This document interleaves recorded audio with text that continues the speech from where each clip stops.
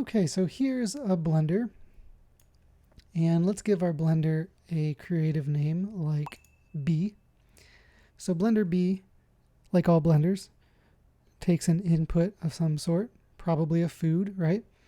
But I don't really know what I want to throw into this blender just yet, so I'm going to give it a placeholder. And for this I'll use the variable x, just to let people know that I'm going to be throwing something in there. I just don't know what yet. Of course, when I turn my blender on, the blades will start spinning and performing an operation on my input. Whatever it is I toss in the blender is going to get chopped up, sliced and diced, and the blender will produce some type of output for me. So for instance, if I throw blueberries into my blender and turn it on, the blades will perform an operation on the blueberries and produce a blueberry smoothie. Of course, different inputs will give me different outputs potentially.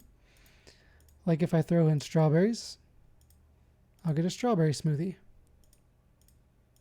Or maybe I throw in potatoes and I get a delicious potato smoothie.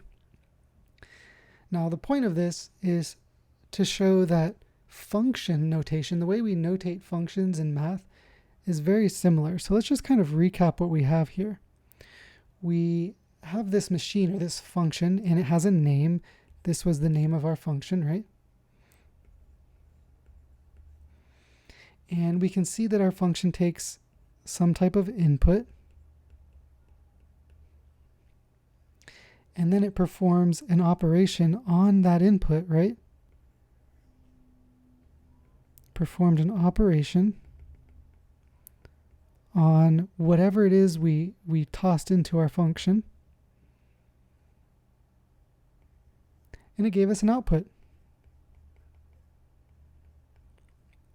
So let's maybe do more of a functional example.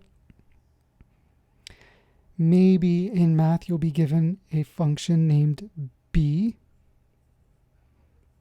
and that function takes an input, which we'll call x, and it's going to perform an operation on that input. Maybe this function, this particular function, multiplies the input by 7 and then adds 2. And if we wanted to, we could test this function out. Maybe we're asked to put an input of 4 into this function, and that would look like this. We're putting 4 into our function. Our function is going to perform its operation, in this case multiplying by 7, and then adding 2.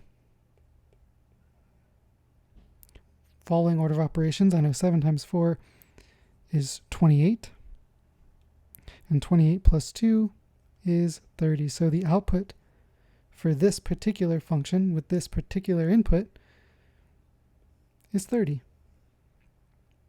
And again, we can see we've got the name of our function, we've got our input,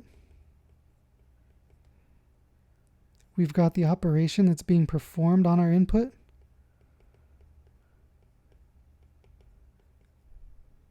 you can't see that at all,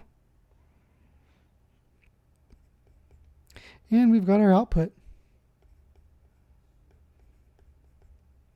And I need to work on my handwriting. But hopefully that was helpful in some way of deciphering just how function notation is used, because it can be kind of confusing when you look at something like this for the first time. But now we know exactly what each of these pieces mean, and we can go even further with our functions.